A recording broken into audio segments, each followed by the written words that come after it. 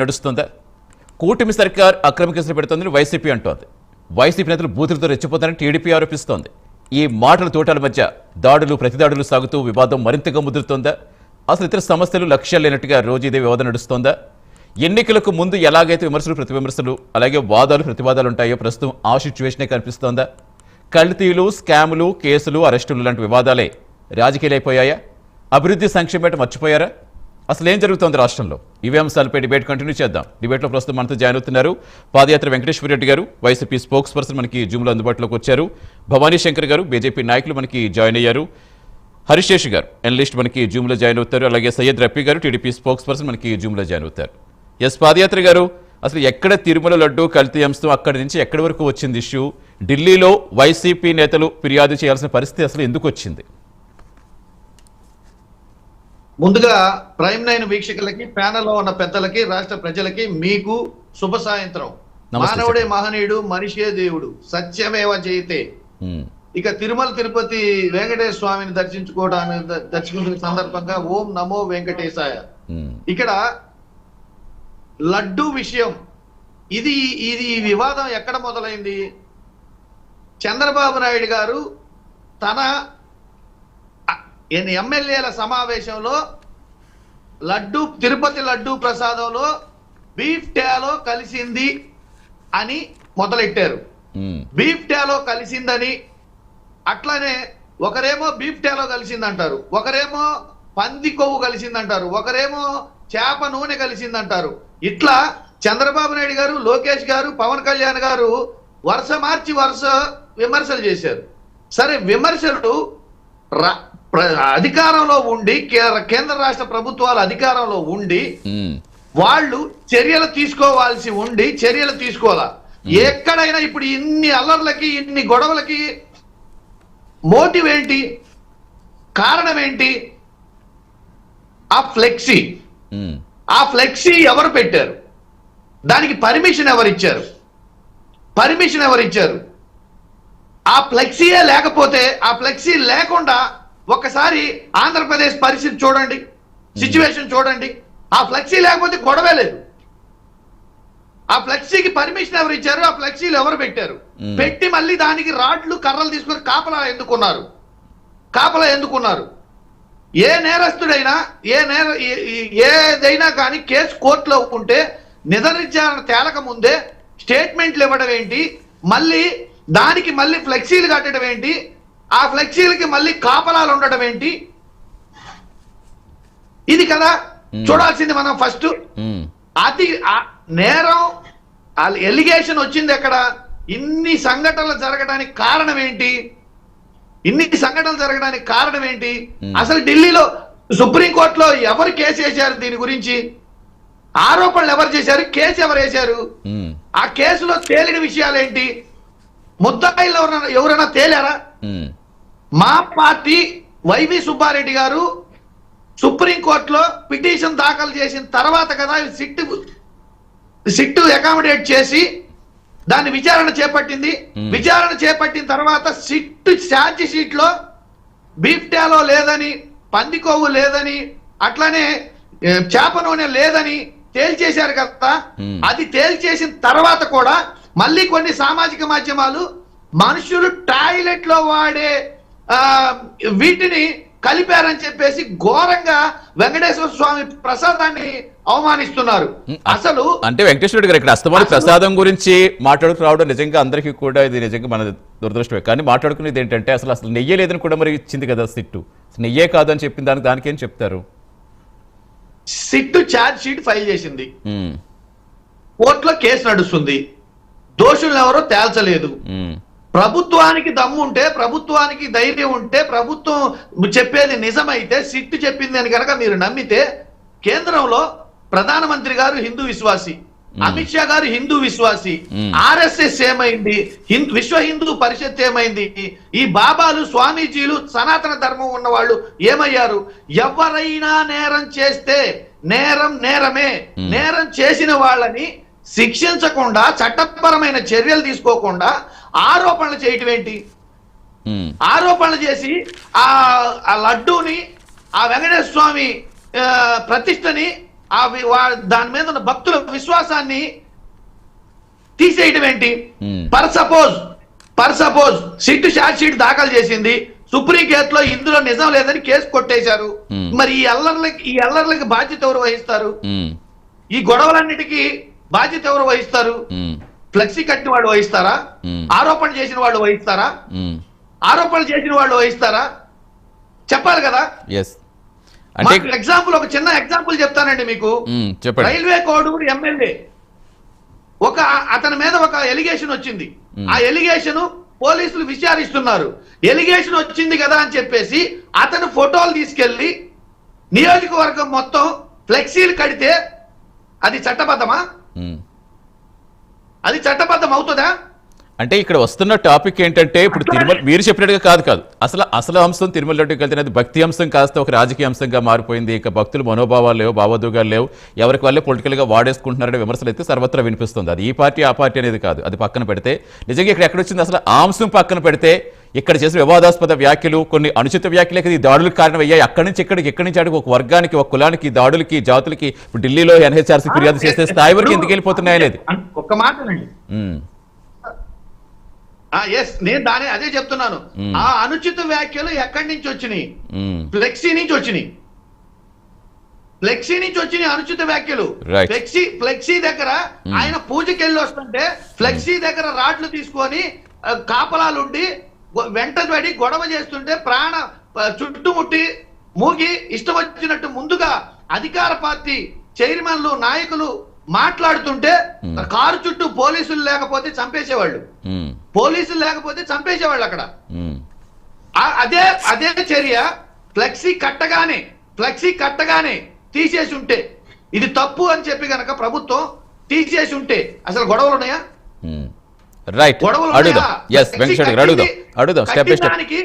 చర్యలు తీసుకోకుండా ఇప్పుడు జగన్మోహన్ రెడ్డి గారు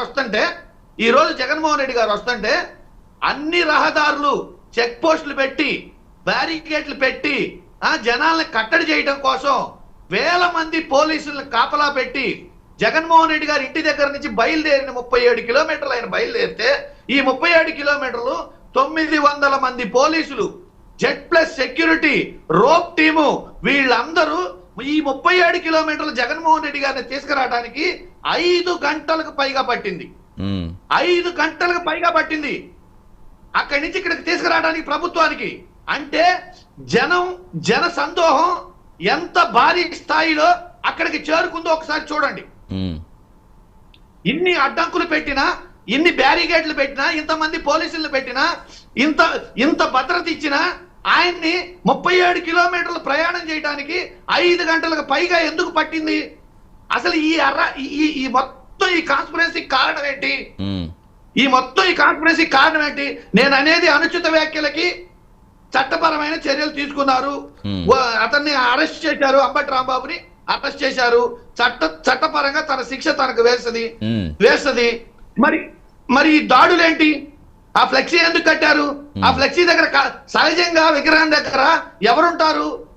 దండలు పట్టుకొని కొబ్బరికాయలు కొట్టడానికి విగ్రహం దగ్గర కాపలా ఉంటారు. విగ్రహం దగ్గర రాడ్లు పట్టుకొని, గొడ్డళ్ళు పట్టుకొని, మారణాయుధాలు పట్టుకొని కాపలా ఉండటం ఏంటండి? అంటే ఆ ఫ్లెక్సీ దగ్గర వివాదం జరగబోతుంది, ఆ ఫ్లెక్సీ కట్టిందే అందుకు అని ముందే తెలుసా వీళ్ళకి? వేరే పార్టీ ప్రభుత్వం తీసేయలేదు. సయ్యద్ రఫీ గారు జాయిన్ అయ్యారు, టీడీపీ స్పోక్స్ పర్సన్. నమస్తే రఫీ గారు. ఇన్ని అరాచకాల కారణమైన ఎందుకు తీసేయలేదు? వినిపిస్తోంది రఫీ గారు. ఇప్పటిదాకా వెంకటేశ్వర గారు మాట్లాడింది కూడా వినే ఉంటారు, చూస్తున్నాం. ఎక్కడ తిరుమల లడ్డు కల్తీ అంశం అసలు అక్కడి నుంచి అది కాస్త పక్కకు వెళ్ళి ఇప్పుడు ఏ స్థాయిలో ఉందో అంబటి గారి ఇష్యూకు మొదలుకొని ఈ రోజు జగన్ గారి వెళ్ళి పరామర్శించడం, అక్కడ ఆయన మాట్లాడడం, రాష్ట్రంలో జంగిల్ రాజు నడుస్తోంది, ఏపీలో ప్రజాస్వామ్యం కూని అయింది, సిబిఎస్ ఫస్ట్ న్యూస్ను గోప్రసాదం చేస్తున్నారు, ఇదంతా ఎందుకు చేస్తున్నారు, కావాలనే చేస్తారని ఒక స్థాయిలో ఫైర్ అవడం మీరు కూడా వినే ఉంటారు. ఏంటి అసలు ఏం జరుగుతోంది, ఎక్కడి నుంచి ఎక్కడి వరకు వెళ్ళిపోతోంది? నమస్కారం అండి మీకు, అలాగే మిత్రులందరూ కూడా చెప్పండి. నమస్తే. ఇప్పుడు విషయం ఏంటంటే సిబిఐ ఛార్జ్ షీట్ లో 20 కోట్ల లడ్డూలు, అసలు నెయ్యి అనేది ఒక చుక్క లేకుండా పామాయిలు లేదా ఇతర రసాయనాలు కలిపినటువంటి ఒక ద్రవ్యంతో తయారు చేసి చివరికి అయోధ్యలో రాముడి దగ్గర కూడా 1,00,000 లడ్డూలు పంపించి 4.5 సంవత్సరాలు భక్తుల్ని మోసం చేసి వాళ్ళ ఆరోగ్యాలు దెబ్బతినేటువంటి కెమికల్స్ ని కలిపారని సిట్టు చాలా స్పష్టంగా చెప్పింది. ఇక అది ఎక్కడ ప్రజల్లోకి వెళ్ళిపోతుందో అని చెప్పేసి చంద్రబాబు నాయుడు గారు ఎన్డీటీపీ నివేదిక ఆధారంగా ఆయన చదివి వినిపించాడు దీంట్లో ఇలాగ ఇచ్చింది అని చెప్పేసి. అప్పుడు రాష్ట్ర ప్రభుత్వం ఒక సిట్ వేసింది. ఆ సిట్లో తన దొంగతనం ఎక్కడైతే బయటపడిపోతుందో అని చెప్పి సుబ్బారెడ్డి గారు సుప్రీంకోర్టుకి పరుగులు పెట్టి సిబిఐ చేత విచారణ చేయించమని చెప్పేసి వెళ్ళాడు. ఓ 15 నెలలు విచారణ చేసింది, కానీ సుబ్బారెడ్డిని అందులో చేర్చడం. తిరుమల తిరుపతి దేవస్థానం పాలక మండలికి అధ్యక్షుడిగా ఉన్నటువంటి సుబ్బారెడ్డి గారు ఆ నిబంధనలన్నింటినీ మార్చేసి పాలు సేకరించకుండా నెయ్యి తయారు చేసేటువంటి కంపెనీలకి పర్మిషన్లు ఇచ్చి భక్తుల మనోభావాలు దెబ్బతీసి 250 కోట్లు మింగేసి ఇవాళ ఆయన ఈ రాష్ట్ర ప్రభుత్వాన్ని రద్దు చేయాలని చెప్పి అక్కడ ప్లే కార్డులు పట్టుకొని తిరుగుతున్నాడు. ఇది బయటకు వచ్చేసింది. సరే, ఎన్డీటీపీ నివేదికనే సిబిఐ వాళ్ళు ఏమైనా విచారించారంటే అదేం విచారించాల. సిబిఐ వాళ్ళు ఎన్డీటీపీ ల్యాబ్ దగ్గరికి గుజరాత్ అహ్మదాబాద్ భారతదేశంలో ఉన్నటువంటి పెద్ద ల్యాబు, ఆ సమర్థత ఉన్నటువంటి ల్యాబ్ అదే ఎన్డీటీపీ. దాన్ని ఏం అడగల. వీళ్ళు సిట్టేదో వాళ్ళకి జంతువులకు కలపలేదని చెప్పేసినట్టు, చంద్రబాబు నాయుడు గారు ఏదో అబద్ధాలు చెప్పినట్టు ఒక ప్రచారం, గోబెల్స్ ప్రచారం స్టార్ట్ చేశారు. ఎందుకు? 20 కోట్ల లడ్డూలు నెయ్యి లేకుండా తయారు చేసి భక్తుల్ని మోసం చేసిన సంగతి బయటకు వచ్చేస్తుంది. బయటకు వచ్చేస్తుందంటే హిందూ సమాజం మొత్తం ఉమ్మేస్తుంది, ముఖం మీద ఖండించి ఉమ్మేస్తుంది అనేటువంటి భయంతో ఈ ప్రచారానికి తెరలేపారు. అదే దాని గురించి అడిగితే ఉంటారు అది కోర్టులో ఉంది, అది సుప్రీంకోర్టు చెప్పాలా, ఇది మాత్రం చెప్పేస్తారు. ఎన్డీటీపీ చెప్పలేదు. ఎన్డీటీపీ అంటే ఎక్కడ రఫీ గారు సరే, ఇప్పుడు ఇది మనకి నడుస్తున్నది. గత 3 రోజులుగా ఇదే అంశం గురించి ప్రతి రాష్ట్ర వ్యాప్తంగా ఇదే చర్చ, మొత్తం దేశవ్యాప్తంగా ఇదే కంటిన్యూ అవుతుంది. కాదు ఇది అసలు ఎక్కడ స్టార్ట్ అయింది? ఇది ఎక్కడ స్టార్ట్ అయింది? ఒక ఫ్లెక్సీతో స్టార్ట్ అయింది. ఇప్పుడు ఆల్రెడీ సిబిఐ సిట్లు వేసిన తర్వాత కోర్టుల్లో ఉన్నప్పుడు ఫ్లెక్సీలు పెట్టుకోవాల్సిన అవసరం ఏమొచ్చింది అని ఆయన ప్రధానంగా ప్రశ్నిస్తున్నారు. ఫ్లెక్సీని అప్పుడే తీసేస్తుంటే ఇంత ప్రాబ్లం వచ్చేదా? చెప్తున్నాను సార్, దానికే వస్తున్నా. ఆ ఫ్లెక్సీలో ఎవరు బొమ్మలు వేశారు? జగన్మోహన్ రెడ్డి, సుబ్బారెడ్డి, కరుణాకర్ రెడ్డి బొమ్మలు వేశారు. ఇది ఎక్కడ బయట ప్రజల్లోకి వెళ్ళిపోద్దో ఈ వార్త అని చెప్పేసి, అది తీయకపోతే నేను వచ్చి తీస్తానని చెప్పి ఈయన రౌడీజం చేశాడు. సరే, ఓకే. ఇప్పుడు నిన్న సిబిఐ ఇచ్చినటువంటి 11 పేజీలు అదనపు ఛార్జ్ షీట్ లో క్లియర్ కట్ గా చెప్పింది. కరుణాకర్ రెడ్డి పేరు, అలాగే ధర్మారెడ్డి పేరు క్లియర్ గా చెప్పింది. వీళ్ళు ఆ కొనుగోలు వ్యవహారంలో వీళ్ళు ప్రమేయం ఉంది, వీళ్ళ మీద చర్యలు తీసుకోవాలని చెప్పింది. ఇక ఎవరి పేరు రావాలా? జగన్మోహన్ రెడ్డి పేరు, అలాగే సుబ్బారెడ్డి పేరు రావాలా? మేము ఖచ్చితంగా సిబిఐని అడుగుతాం. మా ప్రభుత్వం మీరు లోతుగా విచారణ చేయలేదు, ఇదంతా జగన్మోహన్ రెడ్డి తిరుమల తిరుపతిని వాళ్ళ తండ్రి గారు ఉన్నప్పటి నుంచే 5 కొండలు ఎందుకు తిరుపతికి 2 చాలవా అనేటువంటి దగ్గర నుంచి బీజం పడింది దానికి. ఈయన ఏం చేశాడు? కరుణాకర్ రెడ్డి అసలు వెంకటేశ్వర స్వామి దేవుడే కాదు, ఒక నల్లటి రాయది, దాన్ని మొక్కుతున్నారు ఎందుకు చెప్పినటువంటి వ్యక్తికి 2 సార్లు చైర్మన్ వేశారు. ఎందుకు? అక్కడ కోట్లాది రూపాయల వ్యవహారాలు జరుగుతుంటే దాన్ని దోచుకోవాలా. మరి ముందుగా దోచుకుందండి లడ్డూలు 250 కోట్లు. సిట్ చెప్పిందిగా. చిన్నప్పని వాడండి పెద్దప్పని వదిలేసి సిట్టు చిన్నప్పని ఏం చేస్తాడు? వాడు ఎంప్లాయ్, వాడు మార్చేస్తాడా మొత్తం రూల్స్?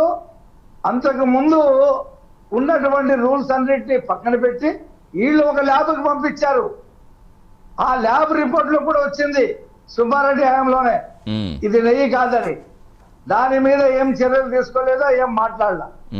ఈ మధ్య సిట్ కూడా ఇంకో ల్యాబ్ దగ్గర ఎన్ఆర్సిటీ ల్యాబ్ దగ్గరికి వెళ్ళింది. ఆ ల్యాబ్ వాళ్ళు ఏం చెప్పారు, 10% కంటే ఎక్కువ ఉంటే మేము దాంట్లో ఏమైనా చెప్పగలమని. కానీ ఎన్డీడీపీ మాత్రం 1% ఉన్నా చెప్పగలదు. అది పెద్ద ల్యాబ్ అది. దాని దగ్గరికి సిట్ని వెళ్ళలేకుండా మేనేజ్ చేశారు. అందుకనే రాష్ట్ర ప్రభుత్వం వేసిన సిట్ వద్దు,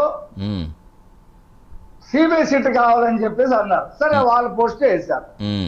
వేస్తే నువ్వు వాళ్ళ పోస్ట్ వేయి, లేదా వాళ్ళ పోస్ట్ తీసేయమని చెప్పి పోలీసులకు కంప్లైంట్ చేయి. ఈయనేదో పెద్ద హీరో లాగా 24 గంటలు టైం ఇస్తున్నా, మీరు కనుక ఈ వాల్ పోస్ట్ తీయకపోతే నా తనాకా ఏంటో చూపిస్తా అని ఈ ప్రగల్భాలు ఏంటి? ఈ ప్రగల్భాలు ఏంటంటే, నీ హయాంలో తెలుగుదేశం పార్టీ మీద ఆఫీస్ మీద దాడి చేసి మేమందరం, నేనున్నాను అందులో, తలుపులు వేసుకోకపోతే 100 మంది చచ్చిపోయేవాళ్ళు. అక్కడ 200 మంది పనిచేస్తా ఉన్నారు. ఒక అతనికి సుత్తి తీసుకొని కెమెరామెన్ కొడితే ఇప్పటికీ హాస్పిటల్లోనే ఉన్నాడు. ఇంకా అతను సెట్ అవ్వలా. విధ్వంసులు చేసినటువంటి వీళ్ళు ఆ రోజు ఎవరి మీద కేసు పెట్టినటువంటి వీళ్ళ చంద్రబాబు నాయుడు గారింటి మీద దాడి చేయడానికి వచ్చినోడికి మంత్రి పదవి ఇచ్చారు. ఏమంటే అమర్నాథ్ గౌడ్ అనేటువంటి కుర్రాడు వాళ్ళ అక్కని వేధిస్తుంటే, మా అక్కని ఎందుకు వేధిస్తున్నారంటే కాల్చి చెప్తారు. ఆ రోజు జగన్మోహన్ అదే రఫీ గారు ఇప్పుడు జరుగుతోంది ఏంటంటే, సరే ఇదంతా పక్కకి వెళ్ళి ఇప్పుడు హక్కుల ఉల్లంఘన, దళితులపై దాడులు, మళ్ళీ ఢిల్లీ దాకా చేరటం. ఎస్, కంటిన్యూ చేద్దాం. వేరే వాళ్ళ వాయిస్ తీసుకుని వస్తారు రఫీ గారు. ఎస్ వస్తారు రఫీ గారు. ఒక్క నిమిషం. చెప్పండి. ఒకటే మాట, జగన్మోహన్ రెడ్డి ప్రెస్ మీట్ లో ఆవు కదే చెప్తాడు. ఎప్పుడు ఆయన ఇతర టీవీలు పిలవకుండా, ఇవాళ కూడా ఏబిఎన్ లేదు, ఈటీవీ లేదు, టీవీ5 లేదు, ఏమీ లేవు. కాదు ఒక్క నిమిషం మనకి ఛానల్స్ నేమ్స్ ఎందుకు లేండి, కానీ కాదు ఏం పిలిచినా పిలవకపోయినా ఇప్పుడు అంతా సోషల్ మీడియా మొత్తం అంతా ఏ విధంగా వెళ్తుందో ప్రతి ఒక్కరు తెలుస్తుంది రఫీ గారు. అది కాదు ఇక్కడ కావాల్సింది. అసలు ఎన్నాళ్ళు ఇంకా ఇలా ఒక్క అంశాన్ని పక్కదారి పట్టించేందుకు ఇలాగ అన్ని చేస్తారు ఇరు పార్టీ. ఎస్, కంటిన్యూ చేద్దాం. ఎస్, భవానీ శంకర్ గారు చూస్తే 11 సీట్లు ఇచ్చారు. ఆయన ఎస్, రఫీ గారు వస్తారు, మళ్ళీ వస్తారు. ఒక నిమిషం, వాళ్ళ వాయిస్ కూడా తీసుకుని వస్తారు. ఎస్, భవానీ శంకర్ గారు నమస్తే అండి. వాయిస్ వినిపిస్తుంది, క్లారిటీగా ఉంది. ఏంటి మీరు ఎలా చూస్తారు ఈ హక్కుల ఉల్లంఘనలు ఏంటి, దళితులపై దాడులు? నిజంగా ఏపీలో దళితులపై దాడులు జరుగుతున్నాయా? పదే వాళ్ళు ఆరోపిస్తున్నారు. ఆరోపణలో వాస్తవం ఎంత అనుకుంటున్నారు? అసలు మీ అబ్జర్వేషన్ ఏంటి జరుగుతున్న పరిణామాలపై? డిబేట్ లో పాల్గొన్న పెద్దలందరికీ నమస్కారాలు. దాడులు జరుగుతున్నాయి అని ఎవరు ఆరోపిస్తున్నారో ఒకసారి వాళ్ళు ఎన్నికి పోయి ఏమి జరిగిందని ఆలోచించమని చెప్పండి. దాడులు జరగడం అంటే ఇదిగా దాడులు జరుగుతాయి. ఎక్కడ దాడులు జరుగుతాయి, ఎవరి మీద దాడులు జరుగుతున్నాయి? గత 5 ఏళ్లలో దళితుల మీద దాడులు ఎవరు చేశారు? కరోనా తర్వాత దాని మీద ఎంతో మాఫియా జరిగింది. దీని మీద మెడిసిన్ మీద రాష్ట్రం ఎంతో నిధులు స్కామ్ చేసుకుందని చెప్పి ఒక దళిత డాక్టర్ వైజాగ్ లో ఇది చేసి అతన్ని పబ్లిక్ గా ఎంత హింసించారు, పేపర్ తో సహా మీడియాతో అందరూ చూశారు. అతను డాక్టర్ కదా, అతను మెంటల్ ఇదని చెప్పి అతను లాస్ట్ కి చనిపోయే విధంగా చేశారు. ఒక దళితుడు ఒక కామెంట్ చేసినందుకు సెల్లో అతన్ని, ఒక ఆటో డ్రైవర్ అతన్ని చంపేశారు, దళితుడిని. మీరు గత ప్రభుత్వంలో తీసుకుంటే దళితుల మీద ఎవరికి, అప్పుడు దళితులు అనే వాళ్ళు వీళ్ళు ఎవరికి గుర్తు రాలేదా? అప్పుడు ఎవరు కానీ మాట్లాడలేదు దళితుల గురించి. ఈ రోజు మళ్ళీ కొత్తగా కుల మతాలు తీసుకొస్తున్నారు. ఇప్పుడు ఫ్లెక్సీ పెట్టారు. ఫ్లెక్సీ పెట్టినప్పుడు ఏమి మీరు పోయి కంప్లైంట్ తీసుకోమని పోలీస్ స్టేషన్ ఏమైనా చెప్పారా? లేకపోతే పోలీసు కంప్లైంట్ ఇచ్చారా? చేయలేదు. కానీ ఆల్రెడీ సృష్టించాలా. రాష్ట్రము డెవలప్మెంట్ దిశగా పోతా ఉంది. మన అభివృద్ధికి రాష్ట్ర సెంట్రల్ గవర్నమెంట్ సపోర్ట్ చేస్తా ఉంది. డెవలప్మెంట్ కి ఫండ్స్ వస్తుంది, కంపెనీలు వస్తున్నాయి, ప్రజల్లో చైతన్యం వచ్చిందంటే మళ్ళీ మన గవర్నమెంట్ మీద ఈ ఇంప్రెషన్ పోతాని ఒక ఉద్దేశంతో ప్రజల్లో భయభ్రాంతుల్ని వచ్చే కంపెనీస్ ని రానియకుండా చేయడానికి ఇవన్నీ వాంటెడ్లు చేసేటివే కదా. ఇప్పుడు ఆ ఫ్లెక్సీ వల్ల మీరు చేయాల్సిన అంత రాద్ధాంతం చేయాల్సిన అవసరం ఉంది. అంత ఇదిగా వచ్చి మాట్లాడి అంత బూతులు తిట్టి రెచ్చగొట్టాల్సిన అవసరం ఏముంది? అసలు అది ఒక ఇష్యూనేనా? రాష్ట్రంలో ఇంకేం ఇష్యూలు లేవా? రాష్ట్రంలో నువ్వు నిలది, ఏదన్నా గవర్నమెంట్ స్కీమ్ ఇకపోతే, ఏదన్నా ప్రజలకు ఏమన్నా అందుబాటులో లేకపోతే దాని మీద నిలదీయండి, దాని మీద రచ్చ చేయండి, ప్రజలు ఒప్పుకుంటారు. కల్తీ నెయ్యి గురించి డిస్కస్ చేయడమే మేమైతే ధర్మాన్ని ఇది చేసేవాళ్ళం కాబట్టి ఆ కల్తీ గురించి ఇంతకుముందు చెప్పాం. దేవుని యొక్క కార్యం ఇది దీన్ని ఎక్కువగా మనం పబ్లిక్ లో కానీ డిస్కస్ చేయకూడదు, ప్రజలకి మనోభావాలు దెబ్బతింటాయి. సిట్ కానీ మన కోర్టులో ఉన్నాయి, అవి ఏం నిర్ణయిస్తాయో దాని ప్రకారం దానికి కోర్టు రీత్యా చట్టరీత్యా తీసుకుంటారు, మనం దాని గురించి డిస్కస్ చేయకూడదు అని చెప్పి ఎప్పుడో చెప్పాం. కానీ దాన్ని పెద్ద రాజకీయం చేసి ప్రజల్ని తప్పుదారి పట్టించి, అంటే పోలీస్ వ్యవస్థ కూడా రాజకీయ ఒత్తిడిలోనే పనిచేస్తోంది. అక్కడ వాళ్ళు దాడులు చేస్తున్నా సరే చూస్తుండిపోయిన పదే విమర్శలు చూస్తాం. మీరు ఇందాక చెప్పే రాష్ట్రంలో ఇంకేం సమస్యలు లేవా అని. మరి సమస్యలు ఉన్నప్పుడు ఎందుకు ఒక సున్నితమైన అంశాన్ని పట్టుకుని ఎంత రాజకీయ రాద్ధాంతం జరుగుతుంటే ఎందుకు కంట్రోల్ చేయలేకపోతున్నారు, ఎందుకు ఫుల్ స్టాప్ పడలేకపోతుంది? ఫుల్ స్టాప్ ఎందుకు పడలేదంటే వీళ్ళని ఏం చేస్తారండి, ఇప్పుడు ప్రజలను రెచ్చగొడుతున్నారు, అనవసరంగా రెచ్చగొడుతున్నారు ప్రజల్ని. ఇప్పుడు ఈ రోజు అంటున్నారు ఆయన పెద్ద ఆయన జగన్మోహన్ రెడ్డి గారు వస్తుంటే 5 గంటలు పట్టిందని. నేను ఒప్పుకుంటా, 5 గంటలు పట్టింది. సెక్యూరిటీ గవర్నమెంట్ ప్రతిపక్షం అయినా కూడా నాయకుడికి ఎంత సెక్యూరిటీ ఇచ్చిందో మీరు కూడా చూశారు, మీరే చెప్పారు మీ నోటి ద్వారా. కానీ ఇదే జనము ఎలక్షన్స్ ముందు కూడా వచ్చారు, చంద్రబాబు నాయుడు గారు పవన్ కళ్యాణ్ మీటింగ్కి వచ్చిన కన్నా ఎక్కువగా వచ్చారని మీరే చెప్పారు అప్పుడు. కానీ ఏమైంది? రైట్. హరిశేష్ గారు వాయిస్ కూడా తీసుకుని వస్తాను, ఒక్క నిమిషం. హరిశేష్ గారు నమస్తే అండి. వస్తాను పవనశంకర్ గారు, మళ్ళీ వస్తాను. రీజ్ అవుతుంది, కొంచెం సిగ్నల్ చెక్ చేసుకోండి. హరిశేష్ గారు, మీకు ఎలా అనిపిస్తుంది? అసలు నోరు జారాము, నోరు జారడం తప్పుకిని చూడాలా, దాడులు చేయడం తప్పుకిని చూడాలా, అసలు ఏం జరుగుతుంది అనుకుంటున్నారు? అసలు రాష్ట్రాలు ఇతర సమస్యలు లేవా? ఈ కల్తీలు స్కాముల పేరుతో వివాదాలు ఇలా కంటిన్యూ చేసే విధంగానే కనిపిస్తోందా? షార్ట్ బ్రేక్ తీసుకుని వస్తాను మీకు హరిశేష్ గారు. ప్రైమ్ డిప్యూటీ షార్ట్ బ్రేక్ తీసుకుందాం. హరిశేష్ గారు, అసలు మీకు ఏమనిపిస్తోంది మొత్తం ఓవరాల్గా చూస్తుంటే? అసలు రాష్ట్రాలకి ఇతర సమస్యలు ఏం లేవా? అసలు ఈ సున్నితమైన అంశాలు తీసుకురావద్దని అన్ని పార్టీలు పైకి చెప్తూనే ఉన్నాయి. బట్ ఈ వివాదాలే రాజకీయంగా మార్చడం చూస్తాం. మీరు డైవర్షన్ అంటూ ఒకరికొకరు విమర్శించుకోవడం చూస్తున్నాం. అసలు ఏం జరుగుతుంది అనుకుంటున్నారు? అందరికీ నమస్కారం.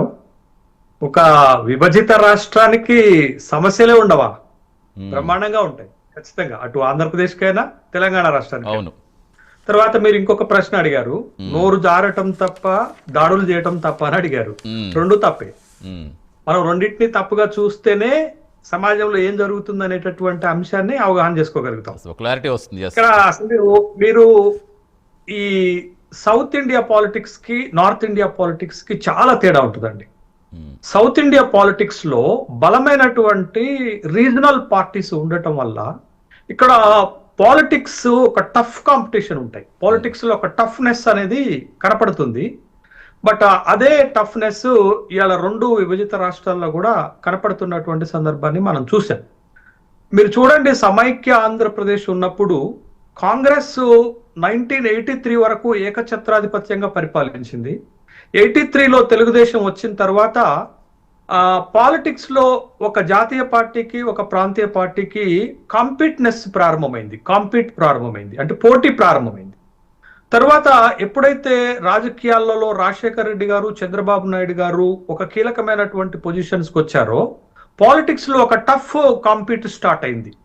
తర్వాత మీకు 2 రాష్ట్రాలు విభజితమైన తర్వాత 2 రాష్ట్రాల్లో జరుగుతున్నటువంటి రాజకీయ పరిణామాలు గనక మనం చూస్తే, రాజకీయాలు చాలా దిగజారుడు వైపుకి అడుగులేస్తున్నాయి అనేటటువంటి అభిప్రాయం అయితే న్యూట్రల్స్ లో కనపడుతుంది.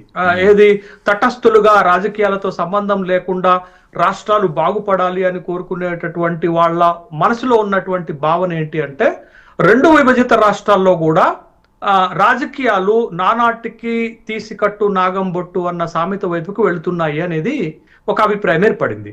ఒకప్పుడు సౌత్ ఇండియాలో ఈ తమిళనాడులో వెండిక్ట్ ఆఫ్ పాలిటిక్స్ బాగా ఉండేవి.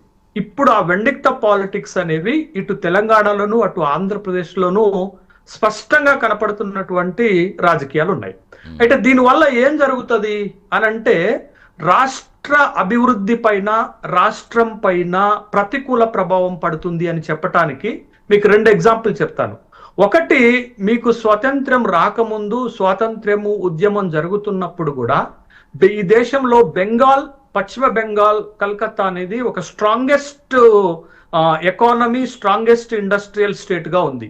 కానీ ఒక 45 ఏళ్లుగా, అంటే 30 సంవత్సరాలు కమ్యూనిస్టుల పాలన, 15 సంవత్సరాలు మమతా బెనర్జీ పాలనలో ఈ 45 ఆ పార్టీ ఇండస్ట్రియల్ గా కానీ ఇండస్ట్రియల్ ఇన్వెస్ట్మెంట్ అట్రాక్షన్ లో కానీ వైఫల్యం చెందింది, వెనకబడ్డది.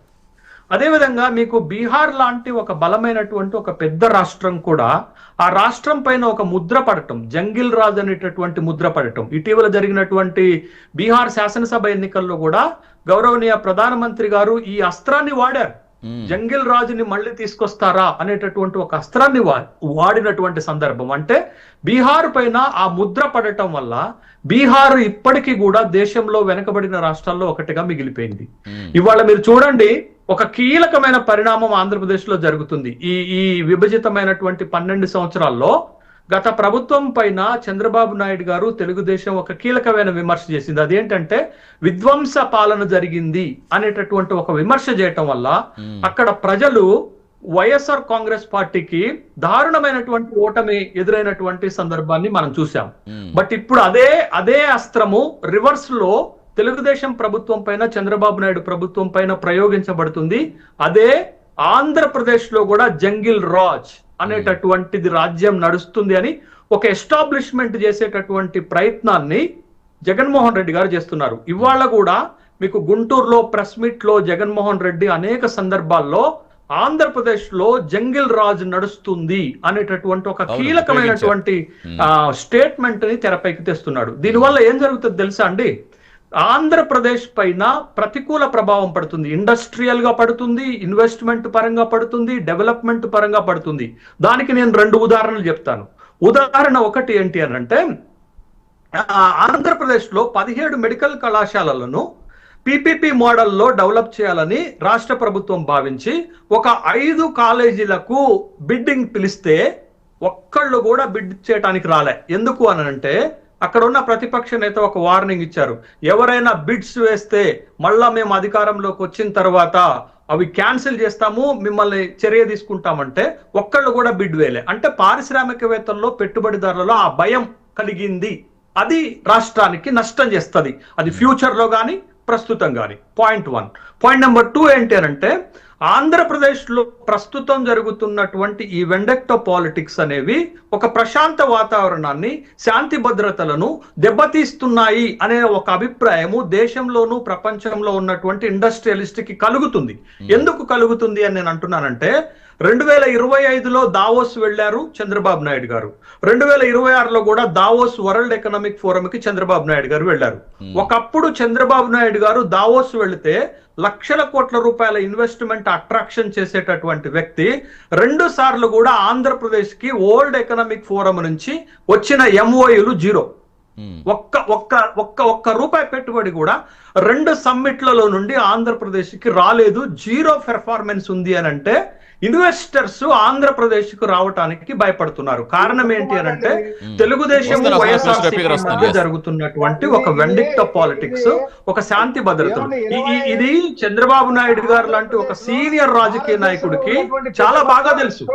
రాష్ట్రంలో శాంతి భద్రతలు లేకపోతే అది ఎంత ప్రమాదకరంగా ఉంటుంది, అది ఎంత ఇన్వెస్టర్స్ పైన ప్రతికూల ప్రభావం చూపడుతుందో తనకి తెలుసు. కాబట్టి ఈ శాంతి భద్రతలను కాపాడే ప్రయత్నం 3 టర్మ్స్ చేశారు.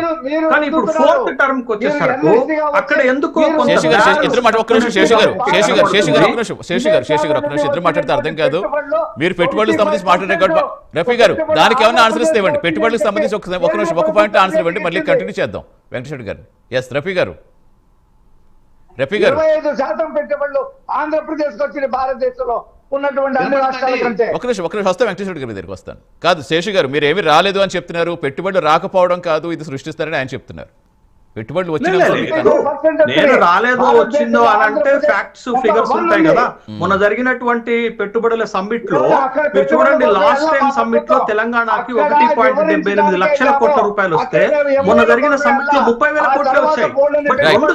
అంటే ఒకటి సరే శేషు గారు, ఇప్పుడు కాదు టాపిక్ డైవర్ట్ అయిపోతుంది. ఒక నిమిషం రఫీ గారు ఒక నిమిషం నేను చెప్తాను. శేషు గారు, సరే ఇది పెట్టుబడులకు సంబంధించిన డిబేట్ కాదు కాబట్టి దాని గురించి తర్వాత మాట్లాడుకుందాం. అంటే జనరల్ గా కాదు మీరు చెప్పేది అలా కాదు. మీరు చెప్పేది లా అండ్ ఆర్డర్ ఇష్యూ వస్తే, ఇలాంటి ఇష్యూ సృష్టిస్తే కనుక పెట్టుబడిదారులు భయపడతారని యాంగిల్ చెప్తారు, అంతేనా? That's right. ఇప్పుడు అదే నేనేమంటున్నాను, అదే రాలేదు కాదు మీరు దాంతో పాటుగా రాలేదు, ఒక్కటి కూడా రాలేదు అన్నది తోటి ఎందుకు రాలేదు, వచ్చి కనబడలేదు అనేది ఆయన ప్రశ్న.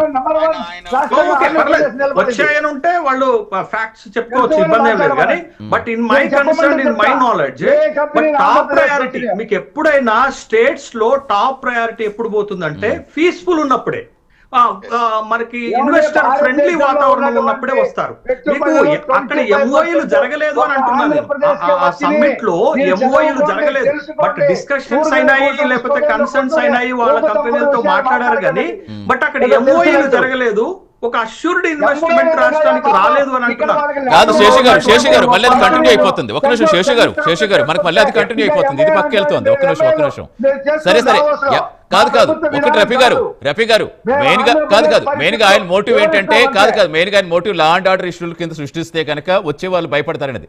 ఎంఓయూలు జరిగాయి, పెట్టుబడి ఎంతవరకు వచ్చాయి అనేది మనం తర్వాత మాట్లాడుకుందాం దాని గురించి. ఎస్ వెంకటేశ్వర రెడ్డి గారు, కాదు ప్రభుత్వం నివేదిక ఇచ్చింది కదండి, ఆంధ్రప్రదేశ్ లో 20% పెట్టుబడులు మొత్తం దేశంలో నెంబర్ 1 రాష్ట్రంగా ఆంధ్రప్రదేశ్ నిలబడిందని పేపర్ లో వేశారు. అన్ని టీవీలో ఊదర కొడితే ఈయనకి తెలియదు అంటారేంటి?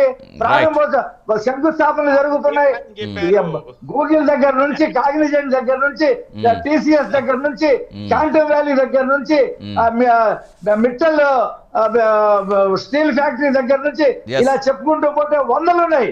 రాలేదంటారండి ఆయన కూర్చొని హైదరాబాద్ లో కూర్చొని. రైట్ వెంకటేశ్వర రెడ్డి గారు ఇప్పుడు ప్రధానంగా ఈ సమస్యకు సంబంధించి వైసీపీ ట్రాప్ లో పడుతుందని టీడీపీ వాళ్ళు చెప్తున్నారు, వాళ్ళు డైవర్షన్ పాలిటిక్స్ చేస్తున్నారు, ఇష్యూస్ పక్కన కానీ మీరు చెప్తున్నారు. అంటే జనరల్ ప్రతిపక్ష బాధ్యత ప్రజా సమస్యలు ఎవరితో మీదే ఎక్కువ ఉంటుంది. నిజంగా ఇది ఒక్కటే సమస్యలా కనిపిస్తుందా? దీని మీద ఎందుకు ఇన్ని రోజులకి ఇదే కంటిన్యూ అవుతోంది? మేము ఏ సమస్య లేవనెత్తినా వాళ్ళు మాట్లాడే మాట ఏంటంటే, అయ్యా 33 లక్షల ఇళ్ల పట్టాలు రద్దు చేసి 3 సెంట్ల కాడికి మేము ఇళ్ల పట్టాలు ఇస్తామని చెప్పేసి ఇంత ఫ్రీజ్ అవుతుంది. వెంకటేశ్వర రెడ్డి గారు మీది. ఎస్ రఫీ గారు ఏమండి, ఎస్ చెప్పండి. మా వాళ్ళు అంబటి రాంబాబుని అడిగింది ఏంటి? చంద్రబాబు నాయుడు గారి తల్లితో కలిపి ఆ పదం నేను చెప్పలేను కాబట్టి మనం రిపీట్ చేయదు మళ్ళీ. ఎస్ చెప్పలేను కాబట్టి అలా చెప్పావు, నువ్వు క్షమార్పణ చెప్పమని అడిగారు. నేను క్షమార్పణ చెప్పాడా? చెప్తే ఈ గొడవే లేదుగా. ఎక్కడైనా భారతదేశంలో ఫ్లెక్సీ వేయడానికి పర్మిషన్లు తీసుకున్నారా? అసలు అలా పర్మిషన్లు ఇచ్చేటువంటి వ్యవస్థ ఆంధ్రప్రదేశ్ లో ఉందా? ఫ్లెక్సీలు వేయడానికి పర్మిషన్లు తీసుకుంటారా? వేశారు ఫ్లెక్సీ, అది ఇవాళ నిజమైంది కదా. మరి ఆ రోజు పట్టాభిరామ్ మా స్పోర్ట్స్ పర్సన్, వాళ్ళ భార్య, వాళ్ళ మదరు ఇంట్లో ఉండగా విధ్వంసం చేయడానికి వెళ్ళినటువంటి ఇది మర్చిపోయి మాట్లాడుతున్నాడు జగన్మోహన్ రెడ్డి. ఆ ఇల్లంతా కూడా మొత్తం కూల్చేసి వాళ్ళ బాత్రూమ్ లో దాక్కున్నారు. పని మనుషులు వాళ్ళు రక్షించారు. ఆ రోజు ఈయనకి మానవత్వం, జంగిల్ రాజు ఈయన కనిపించిన జగన్మోహన్ రెడ్డికి. చంద్రబాబు నాయుడు గారి ఇంటి మీద కర్రలతో 200 మంది వేసుకొచ్చే జోగి రమేష్ దాడి చేసి నేను ప్రత్యక్ష సాక్షిని. మమ్మల్ని అందరినీ అక్కడికి వెళ్ళమన్నారు. ఎన్టీవీలో వచ్చింది, కర్రలు తీసుకుని వస్తున్నాడు చంద్రబాబు నాయుడు ఇంటి మీద దాడి చేయడానికి. అని మరి ఆ రోజు జగన్మోహన్ రెడ్డి ఎక్కడ దాక్కున్నాడు? ఒక ప్రతిపక్ష నాయకుడు ఇంటి మీద దాడి చేస్తే వాడు మంత్రి పదవి ఇస్తాడు, ఎవరైతే దాడి చేస్తాడో వాడికి మంత్రి పదవి ఇస్తాడు. అలాగే అమర్నాథ్ అనేటువంటి గౌడ్ పిల్లోండి మా అక్క మీద ఎందుక మీరు ఇలాగా ఎలా చేస్తున్నారని పెట్రోల్ పెట్టి కాల్చి చంపారు. ఎప్పుడైనా ఒక మాట మాట్లాడా? దళిత డ్రైవరు సుబ్రహ్మణ్యాన్ని చంపేసి వాళ్ళ భార్య దగ్గర తీసుకొచ్చాడు ఎమ్మెల్సీ. డోర్ డెలివరీ చేసి నువ్వు కాల్చుకుంటావో కూర్చుకుంటావు అంటే ఆ ఎమ్మెల్సీని ఎప్పుడైనా తెలిసి వార్నింగ్ ఇచ్చాడా? ఏ సంఘటన జరిగినా మాట్లాడా? అతను బూతు ఎంపీ గోరెడ్ల మాధవ్ చూపించిందని పిలిచి ఎవరైనా అడిగాడా? ఏది అడగకుండా ఇవాళ ఏదో ఈయనదే పెద్ద జంగల్ రాజు భారతదేశంలో, అందుకనే ప్రజలు పక్కన పెట్టారు. ఇవాళ ఈయన జంగల్ రాజు గురించి మాట్లాడతాడు. ఇవాళ రాష్ట్రంలో జరుగుతున్నటువంటి అభివృద్ధిని ఒక్క రోడ్డు వేసాడండి, ఒక్క రోడ్లు వేస్తున్నాం, కంపెనీలు తెస్తున్నాం, ఉద్యోగాలు కల్పిస్తున్నాం. కేంద్రం నుంచి 94 ప్రోజిత పథకాన్ని రద్దు చేశాడు. 108 రాష్ట్ర ప్రభుత్వ దళితులకు సంబంధించినటువంటి పథకాలు రద్దు చేశాడు. అంబేద్కర్ పేరు తీసి ఆయన సొంత పేరు పెట్టుకున్నాడు విదేశీ విద్యకి. ఈయన జంగల్ రాజు గురించి మాట్లాడుతున్నాడా? ఈయన ఒక పెద్ద అరాచక రాజ్యం. ఈ అరాచకవాది ఇవాళ ఒక్కొక్కడికి 2,000 రూపాయలు ఇచ్చి నిన్నటి నుంచి నేను దారి పడుకుని వెళ్ళిన చోటల్లా సీఎం సీఎం అనండి, నా కానువ ఎంత ఆయన బల ప్రదర్శన చేయడానికి అంబటి రాంబాబు కుటుంబాన్ని రైతులైనా అదే పరిస్థితి, మామిడి రైతులైనా అదే పరిస్థితి, పొగాకు రైతులైనా అదే పరిస్థితి. చివరికి పంటలు నష్టపోయినా డీజిల్ పెట్టుకొని వాళ్ళు రెప్ప అని కత్తులు పట్టుకొని కటారులు పట్టుకొని తిరుగుతుంటే అలా చేయకూడదయ్యా అని చెప్పి ఏ రోజు చెప్పారా? మా చంద్రబాబు నాయుడు గారు నిన్న మొన్న చాలా సీరియస్ వార్నింగ్ ఇచ్చాడు. రైట్. వెంకటేశ్వర గారు ఫ్లెక్సీయే లేకపోతే సమస్య లేదు కదా మీరు అడిగారు. తప్పని ఒప్పుకున్నారే తప్పించి క్షమాపణ చెప్పడానికి మాత్రం కాకుండా ఇంకా రెచ్చగొట్టేలా చేశారు కాబట్టి ఎంత దాడులు జరిగాయని వీళ్ళు చెప్తున్నారు. కాదు ఇలాగప్పుడు దాడులు ప్రతి దాడులే కంటిన్యూ అవుతాయా? వెంకటేశ్వర గారు కాదు రఫీ గారు ఒక్క నిమిషం మాట్లాడండి. వెంకటేశ్వర గారు మీరు మాట్లాడండి, మళ్ళీ మనకి అంత సమయం ఉండదు. మీరు మళ్ళీ కాదు మాట్లాడండి మీరు. రఫీ గారు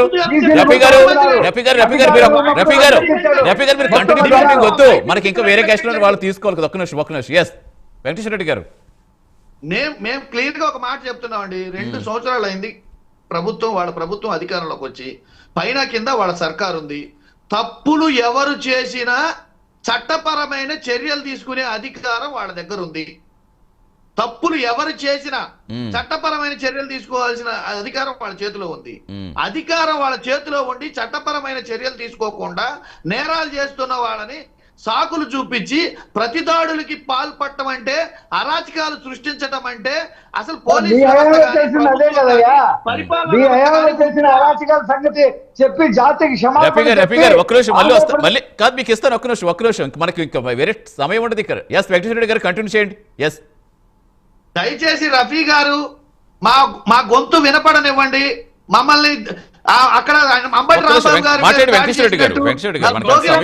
దాడి చేసినట్టు డిబేట్ లో మా మీద ఎదురు దాడి చేయమాకండి. మీ సమయం మీకు ఇచ్చారు, మీరు మాట్లాడారు. మా సమయం మాట్లాడండి చెప్తాను. రఫీ గారు చెప్తాను, మీరు మాట్లాడండి. వెంకటేశ్వర రెడ్డి గారు మీరు మాట్లాడండి. ఏంటి మీ బాధ? కాదు ఎస్ వెంకటేశ్వర రెడ్డి గారు, నేను క్లియర్ గా చెప్తున్నానండి. 2 సంవత్సరాలు అయింది వాళ్ళ ప్రభుత్వం. 2 సంవత్సరాలు అయింది వాళ్ళ ప్రభుత్వం వచ్చి. పైన కింద డబుల్ ఇంజన్ సర్కారు. మోడీ గారి దగ్గర నుంచి, చంద్రబాబు గారి దగ్గర నుంచి, పవన్ కళ్యాణ్ గారి దగ్గర నుంచి ఈ డబుల్ ఇంజన్ సర్కార్ మొత్తం అరాజక శక్తుల మీద, నేరాలు చేసిన వాళ్ళ మీద చర్యలు తీసుకోవాలా, ఆరోపణలు చేసి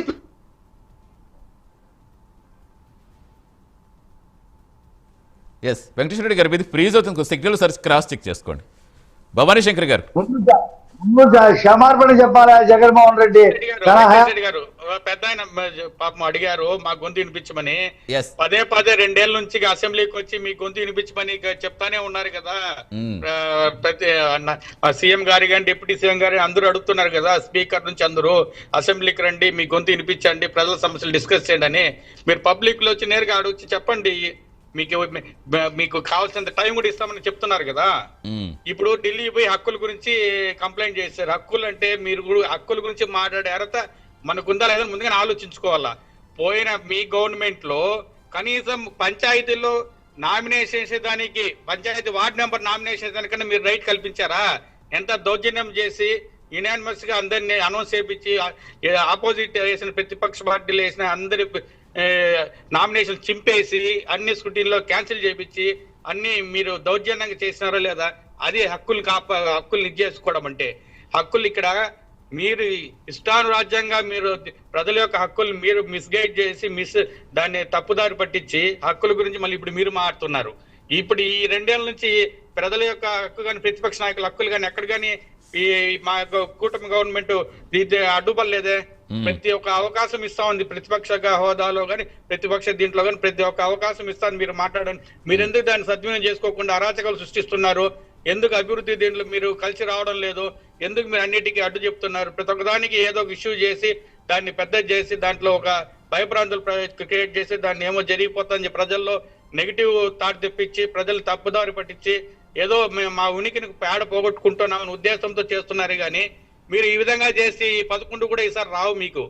ఈ 11 అనే సీట్లు కూడా మీకు రావు. మీరు ఈ విధంగా చేశారు. ఇప్పటికే ప్రజలకి ఇంత ముందులాగా కాదు. ఇప్పుడు టెక్నాలజీ పెరిగింది, కొత్త టెక్నాలజీలు వస్తున్నాయి.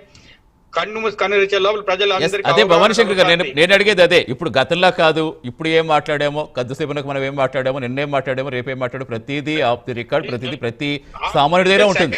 కాదు ప్రతి సామాన్యుడి దగ్గర ఉంటుంది. నిజంగా అంత అర్థం చేసుకునే స్థితిలో ఉన్నారా? దేనికి పార్టీలు, ఈ పార్టీ ఆ పార్టీని కదా, అన్ని పార్టీలు ఎందుకు ఇలా చేస్తున్నాయి? అసలు ప్రజా సంస్థలు ఎక్కడ ఫోకస్ పెట్టకుండా లేని ప్రజలకు తెలుసండి. లాస్ట్ కి ఎక్కడ ఓటేసేటప్పుడు ఎవరికి వేయాలని. మీరు లాస్ట్ ఎలక్షన్స్ మీకు ఎగ్జాంపుల్ ఎక్కడ మన ఏ అనలైజేషన్ ఇప్పుడు మన చెప్తారు కదా, ఈ టీవీ ఛానల్స్ కానీ వీళ్ళందరూ రిజల్ట్స్ ఎట్లా వస్తాయని ఎవరైనా ఊహించుకున్నారా?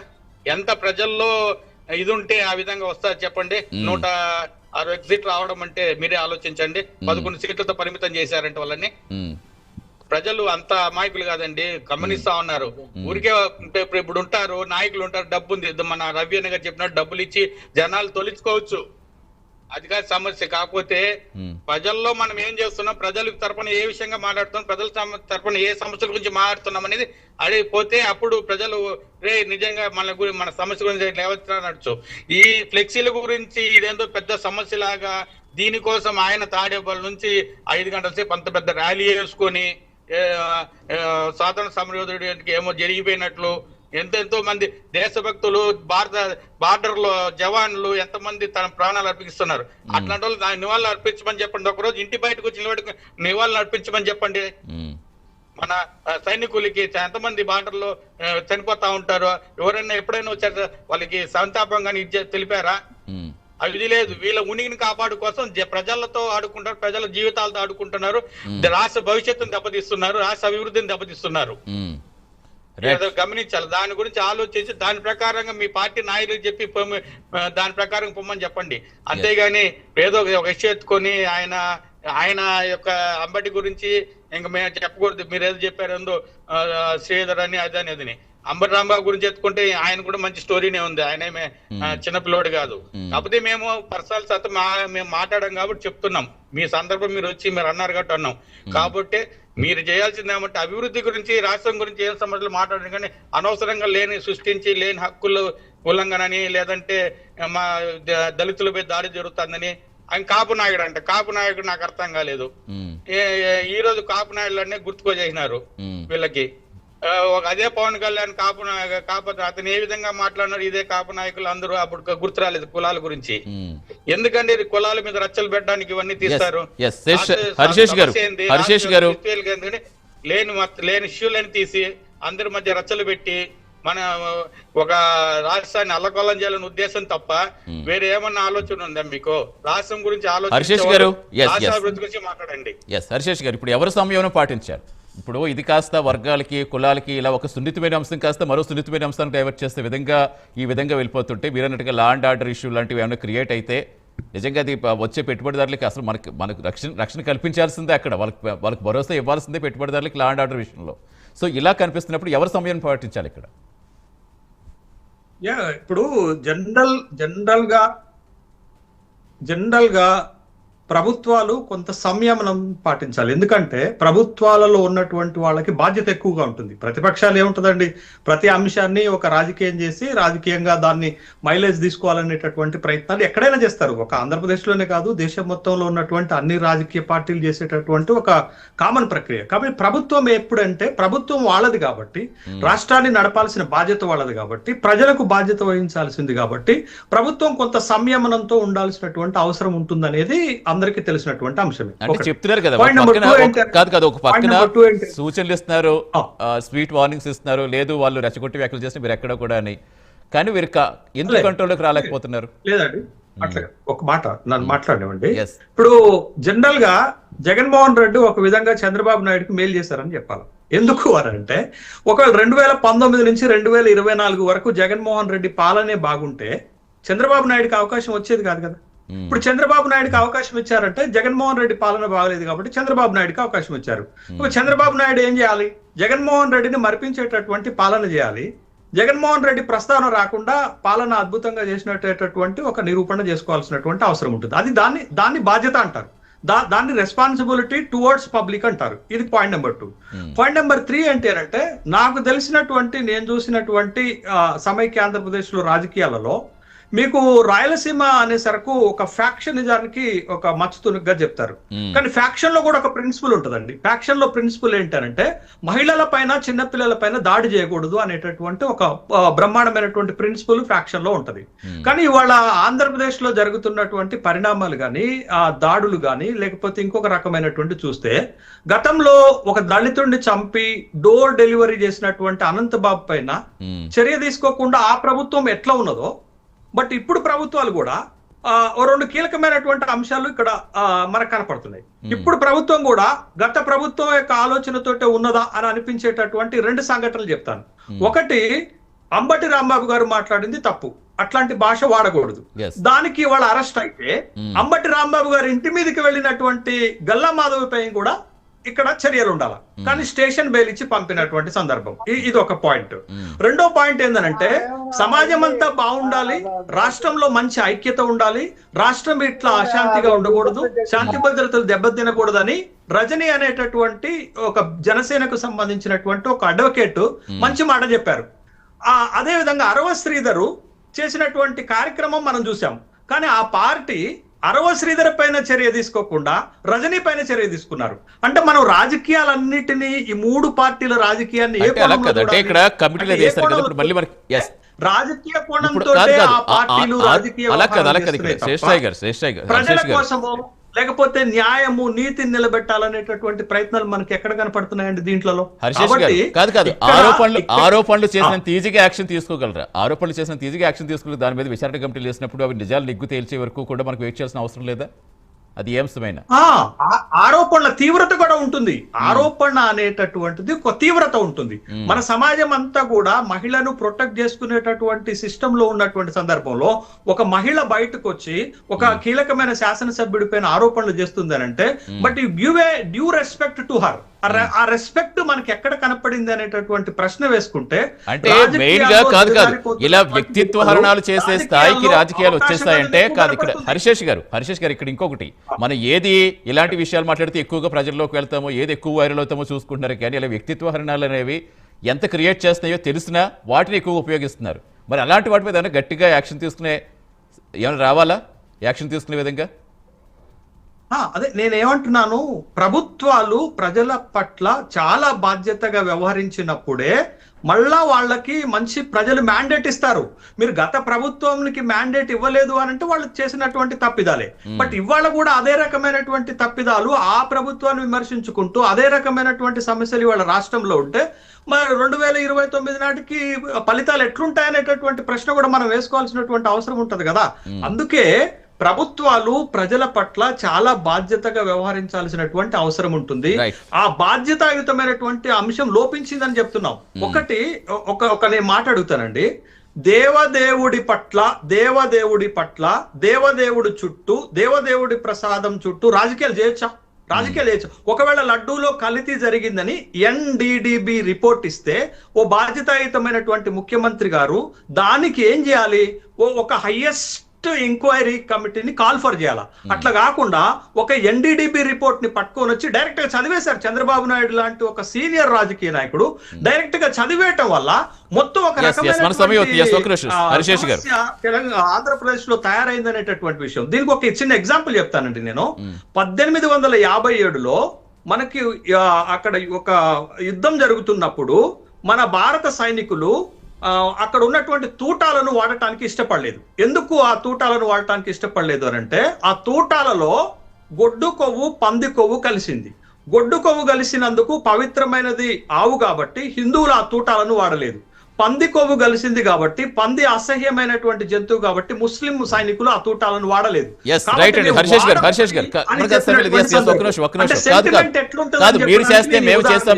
మీరు చేస్తాం అన్న విధంగా ఇలాగే వెళ్ళిపోతే ఇంకా రఫీ గారు సామి అవుతుంది. కంక్లూడ్ చేయండి రఫీ గారు. ఆయన ఆదిశేషు గారికి ఆయన హైదరాబాద్ లో కూర్చుంటాడు, ఇక్కడ ఏం జరుగుతుందో తెలియదు.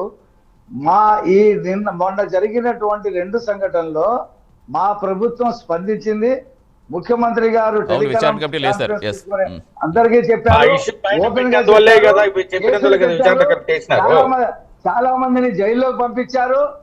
ఎమ్మెల్యే మాధవి గారు ఆ ఇంట్లోకి ఏం పోలా, ఆమెం దాడి చేయలా. కాబట్టి ఆమె ఆ ఆ ఇంటి దగ్గర పెట్టాల్సిన నిరసన తెలిపింది. జగన్మోహన్ రెడ్డి గారి హయాంలో ఏమైనా ఒక ప్రకటన చేశాడా? జరిగిన సంఘటనలో స్వయంగా బాబాయిని చంపినటువంటి అవినాష్ రెడ్డిని వెనకేసుకొచ్చి వాళ్ళ కూతుర్ని బ్లాక్ మెయిల్ చేశాడు. అతను బీజేపీలోకి వెళ్ళిపోతాడని చర్యలు తీసుకుంటానని తీసుకుంటే Yes. ఇవాళకి సునీత గారు సుప్రీంకోర్టు హైకోర్టు చుట్టూ కాళ్ళరిగేలా తిరుగుతా ఉంది. ఈయన బాబాయిని చంపించినటువంటి వ్యక్తి ఈయన దగ్గర నుంచి Yes, రఫీ గారు, yes, final గా, yes. Bhavani Shankar, final conclude చేయండి, భవానీ శంకర్ గారు. నాకు చాలా ఆశ్చర్యంగా ఉంది. భవానీ శంకర్ గారు, ప్రతాప్ గారి ఇంట్లో Yes. మహిళలు ఒక్క నిమిషం. ప్రతాప్ గారి ఇంటి మీద దాడి జరిగినప్పుడు మహిళలు జగన్మోహన్ రెడ్డికి కనిపించలేదా? ఇవాళ్లే మహిళలు కనిపించారా? ఎంతమందిని అరెస్ట్ చేశారండి మా హయాంలో? పాదయాత్ర చేస్తున్న లోకేష్ గారిని ఎంత ఇబ్బందులు పెట్టారు? 12 కేసులు పెట్టారు. Yes, రఫీ గారు, మనకు అంత సమయం లేదు. Yes, భవానీ గారు కంక్లూడ్ చేయండి ఫైనల్ గా. Yes, సమయం అయిపోతుంది భవానీ గారు. ఈయన Yes. నీతులు చెప్తాడు. ఆ నీతులు ఈయన ఏమంటే మా ప్రభుత్వం Right, భవానీ గారు. ఆంధ్రప్రదేశ్లో శాంతి భద్రతలను Conclude చేస్తారా? సమయం అవుతుంది. Yes. ఖచ్చితంగా దేశీయ సిట్ లో సిట్ కమిటీ వేయడము ఇవన్నీ జరిగింది. కోర్టులో కేసులు వేయడం అంతా అదే అంటుంటే ఇప్పుడు ఈ నివేదికలు వచ్చినా ఏవచ్చినా కమిటీలు చూసుకుంటే కాకపోతే వాటికి చెప్పిన సంబంధించి అవి చూసుకుంటే తర్వాత దీన్ని రాజకీయం ఏ రోజు చేయలేదు, కోర్టులో ఉంది కాబట్టి. ఆ తర్వాత ఏ రోజు గానీ చంద్రబాబు నాయుడు గారు గానీ పవన్ కళ్యాణ్ గారు కానీ ఎవరు కానీ ఇష్యూ ఎత్తలేదు. మొన్న సిట్ రిపోర్ట్ ఫైల్ చేసిన తర్వాత దాని రిపోర్ట్ ప్రకారం ఈ విధంగా తేలిందని చెప్పిన తర్వాత ఆ రిపోర్ట్ బేస్ చేసుకొని వీళ్ళన్ని మాట్లాడి యుద్ధంగా క్రియేట్ చేసి తప్పుదారి పట్టించడానికి ఇవన్నీ చేశారు. కాదు రాష్ట్రంలో ప్రజలు ఎదుర్కొంటున్న సమస్యల మీద ఫోకస్ చేసే విధంగా ఇక మారాలని అనుకుందాం సార్. ఇంకా ఇవే విషయాలు ఇదే వివిధ రాజకీయాలుగా మార్చేసి కంటిన్యూస్ గా దీని వరకు వదిలేసి ప్రజల మనోభావాలు దెబ్బతినే విషయాల మీద సున్నితమైన అంశాలనే అందరూ కూడా రాజకీయ అలసరాలుగా మార్చుకుంటే అది భవిష్యత్తులో అది వికాసం అవుతుంది తప్పించి ఇది ఎక్కడ ఏ పార్టీ కూడా ఉపయోగపడుతుంది కూడా గుర్తుపెట్టుకోవాలని కూడా మనం కూడా కోరుకుందాం సార్. థ్యాంక్ యూ రఫీ గారు, థ్యాంక్ యూ వెంకటేష్ రెడ్డి గారు, థ్యాంక్ యూ హరిశేష్ గారు, భవానీ శంకర్ గారు. Thanks for joining in debate అండి. ఇది వాళ్ళ prime debate. Keep watching prime 9 news. నిజం ఇదే మా ఇస్తాం.